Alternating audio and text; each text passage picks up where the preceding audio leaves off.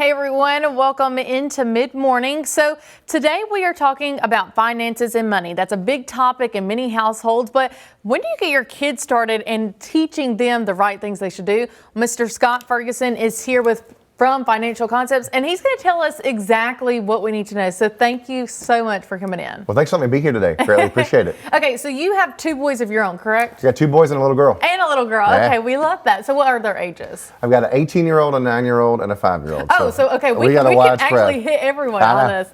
All right, Mr. Scott, so I guess first of all, when do you start teaching your kids about money? I mean, I think as early as you can, right? Okay. Now, can you start when they're a toddler? No. Right? But my little girl who's 5, yes, we can start with that, right? Okay. So we've been losing teeth in our house lately. So the tooth fairy has come by.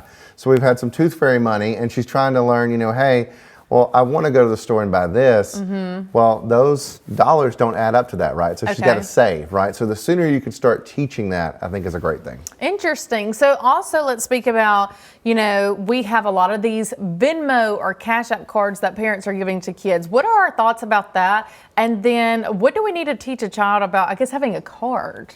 Yeah, I mean, I think that they're a great way for them to get started experiencing money and having some financial independence, which is what we want. We want them to be independent with money, especially as they become young adults and adults. We don't want them dependent upon us for money, right? So it's a great way to learn that.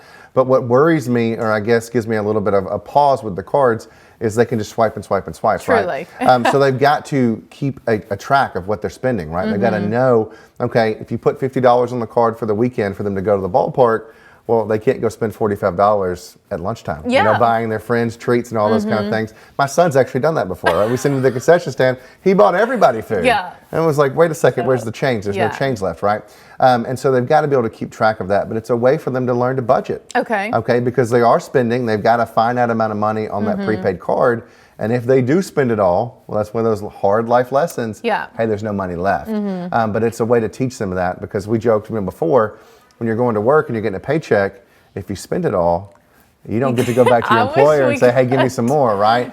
So you've got to make that money last. Okay, so let's talk about your 18-year-old. I feel like kids, obviously, when we give them money, they might not realize it's dad or mom's money that made this. So I guess, how do you get them to understand that? Well, at 18, that's when they can get out there and they can start doing some jobs on their own, right? And so I encourage, I have encouraged my son to get out there, whether it's, mowing grass, whether it's working for somebody else, get out there and start earning money. And when you see that they're starting to earn money on their own, they're not as quick to spend their money. That is They'll spend true. your money, but they won't spend their money as quick. But it's a way for them to learn, hey, I can't just go blow through this money because I worked hard to get it.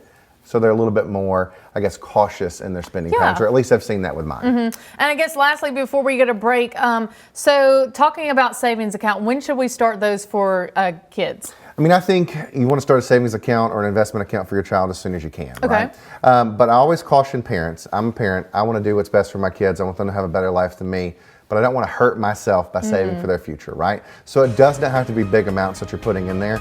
It can be $25 a month. It can be $10 a month. Little bit, just a little bit, but little bit adds up to big numbers over time. But I always think to have big money, you got to have a big money to get started with. In reality, it's that snowball that keeps getting bigger and bigger.